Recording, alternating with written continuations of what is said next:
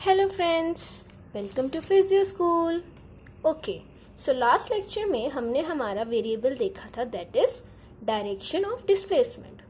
तो उसमें हमने translation motion as well as rotatory motion, दोनों मोशन के डायरेक्शंस देखे थे और उनकी साइंस देखी थी। अब इस बार के लेक्चर में हम हमारा नेक्स्ट वेरिएबल देखेंगे which is known as magnitude of displacement. Okay, जैसे कि लास्ट लेक्चर में मैंने कहा था, डिस्प्लेसमेंट एक वेक्टर क्वांटिटी होती है, करेक्ट। उसमें मैग्नीट्यूड भी आता है और डायरेक्शन भी आता है। ओके, सो डायरेक्शन वाला पार्ट हमारा लास्ट वीडियो में हमने कर लिया। सो अब नेक्स्ट जो आता है वो है magnitude. So without any further ado, let's get started, and if you like this video, please like it and subscribe to my channel. Okay, so आज हमारा वेरिएबल है magnitude of displacement. Okay, magnitude अगर हम कहें तो उसका मतलब होता है मेजरमेंट। क्या होता है? मेजरमेंट। मेजरमेंट मतलब डिस्प्लेसमेंट कितना हुआ है हमें वो देखना है, कितना हुआ है हमें वो देखना है, करेक्ट। तो अब हमारे पास मोशन दो थी, एक रोटेशनल मोशन, एक ट्रांसलेशनल मोशन। और लास्ट वीडियो में हमने डायरेक्शन देखा था, तो हमने देखा दोनों मोशन की डायरेक्शंस भी अलग तरीके से देखते थे। इसलिए अब मैग्नीट्यूड की बारी है, तो वो भी दोनों के लिए अलग तरीके से देखेंगे, ठीक है। Rotational motion around the axis होता है और translational motion along the axis होता है। Okay, so first of all हम रोटेशनल मोशन की मैग्नीट्यूड देखेंगे। रोटेशनल मोशन को एंगुलर डिस्प्लेसमेंट भी कहते हैं।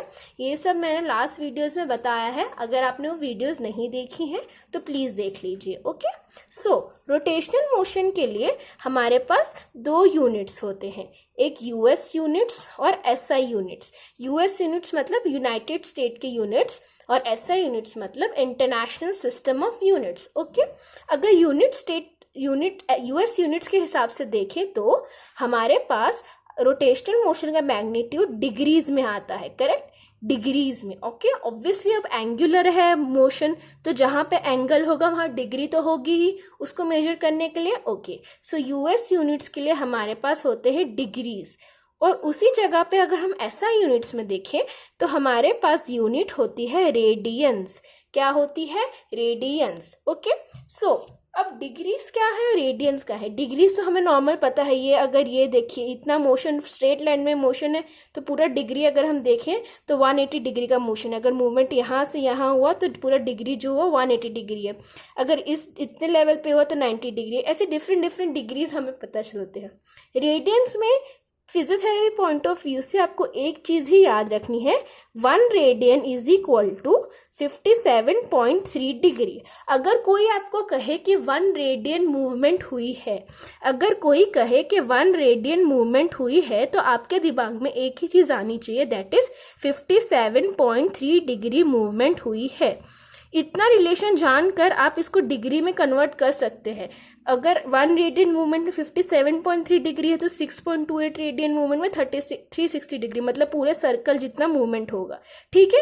इसका मतलब आप सिर्फ एक रिलेशन जान लेना कि 1 radian equals to 57.3 degree movement, तो आपको रेडियन का कंसेप्ट समझ आ जाएगा, ठीक है। तो ये हमारे रोटेशनल मोशन में मैग्नीट्यूड इस तरह से होता है, यूएस यूनिट्स के हिसाब से डिग्री और एसआई यूनिट्स के हिसाब से रेडियंस। अब हम मोस्ट कॉमनली यूएस यूनिट्स जैसे डिग्री ही यूज करते हैं हमारे मूवमेंट्स, रोटेशनल मूवमेंट का मैग्नीट्यूड दिखाने के लिए, ठीक है। हम हमारी बुक्स में भी देखेंगे ना, तो जो हमारी मूवमेंट रोटेशनल मोशन का जो भी मैग्नीट्यूड है ना वो डिग्रीज में दिया होता है, that is the US unit. Okay, अब हमारे पास एक और टर्मिनोलॉजी आती है, that is known as to be range of motion. Range of motion, अगर इसकी डेफिनेशन देखें तो range of motion equals to magnitude of rotatory motion of a body segment moves through or can move through is known as range of motion। अगर इसको समझे तो magnitude मतलब measurement किसी बॉडी सेगमेंट का जब वो रोटेशनल मोशन करता है या फिर उससे उतनी रोटेशनल मोशन कर सकता है। देखिए, करता है और कर सकता है, ये दोनों चीजें अगर हम दिमाग में ले तो हमारे पास जो टर्म आता है वो है रेंज ऑफ मोशन। जब हम नॉर्मली डॉक्टर के पास जाते हैं तो डॉक्टर हमारी pulse rate, BP, heart rate ये सब मेजर करता है। पर जब कोई पेशेंट फिजियोथेरापिस्ट के पास जाता है तो उसके वहाँ पे physiotherapist range of motion MMT, ये सब चीज़ें मेजर करता है। हमारे लिए ये सब चीज़ें इंपॉर्टेंट है, ठीक है। तो range of motion clinical point of view से, थ्योरेटिकल पॉइंट ऑफ व्यू से, दोनों पॉइंट ऑफ व्यू से बहुत ज़्यादा इंपॉर्टेंट है। हमारे पास पेशेंट आते हैं, हम उनकी जॉइंट की रेंज ऑफ मोशन देखते हैं। सपोज यहाँ पे नी जॉइंट का आप एग्जांपल देख सकते हो कि नी जॉइंट फ्लेक्शन करेगा तब उसकी रेंज ऑफ मोशन 0 डिग्री से स्टार्ट होकर 140 डिग्री तक वो अपना नी को फ्लेक्स कर सकता है। तो ये हमारी नी जॉइंट की फ्लेक्शन रेंज ऑफ मोशन है। आप देख सकते हो फ्लेक्शन एक रोटेशनल मोशन है, उसकी मैग्नीट्यूड हमने डिग्रीज में मापी, ठीक है।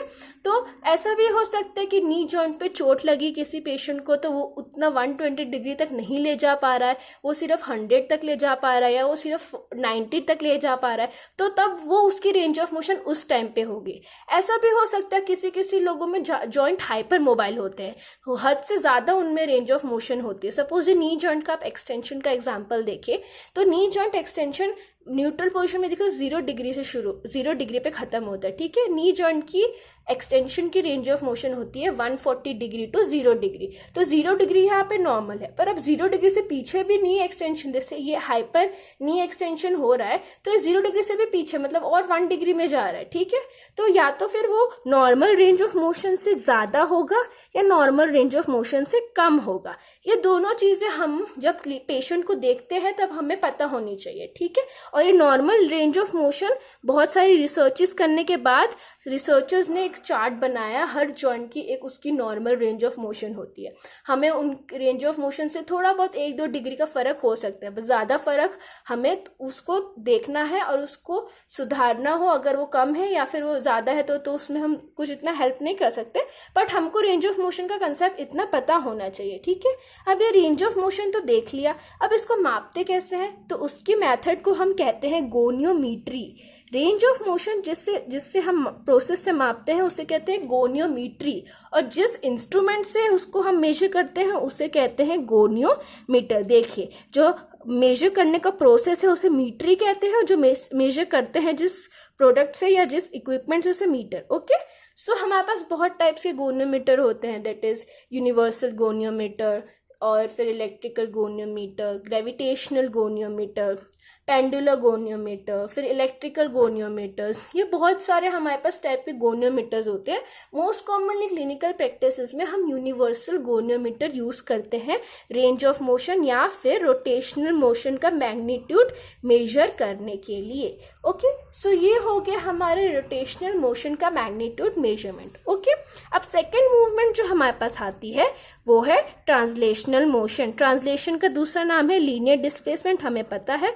इसमें भी दो हैं, अगर आप यूएस यूनिट में देखोगे तो वो मेजर करते हैं फुट में या इंच में, और अगर आप ऐसा यूनिट में देखोगे तो वो मेजर करते हैं मीटर में या फिर मिलीमीटर या सेंटीमीटर, ठीक है। ये उनके वो मेजर करते हैं मीटर में या फिर मिलीमीटर या सेंटीमीटर्स में, ठीक है। ये हमारे पास यूएस यूनिट्स हो गए और एसआई यूनिट्स हो गए, करेक्ट। ट्रांसलेशन मोशन मतलब स्ट्रेट लाइन में मोशन हो रही है, करेक्ट। तो वो एज अ नॉर्मली आप मेजरिंग टेप से या फिर उससे भी आप मेजरमेंट कर सकते हो, ठीक है। और एक और चीज, जो ट्रांसलेशनल मोशंस होती हैं और रोटेशनल मोशंस होती हैं, उनको मेजर करने का एक और तरीका भी होता है, that is 3 dimensional motion analysis system.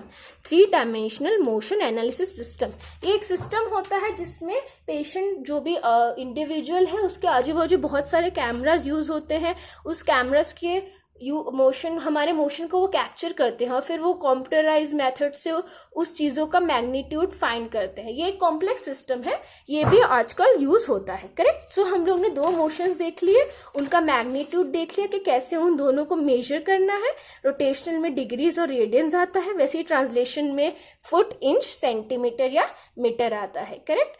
अब हम नेक्स्ट वेरिएबल नेक्स्ट वीडियो में देखेंगे। Thanks for watching.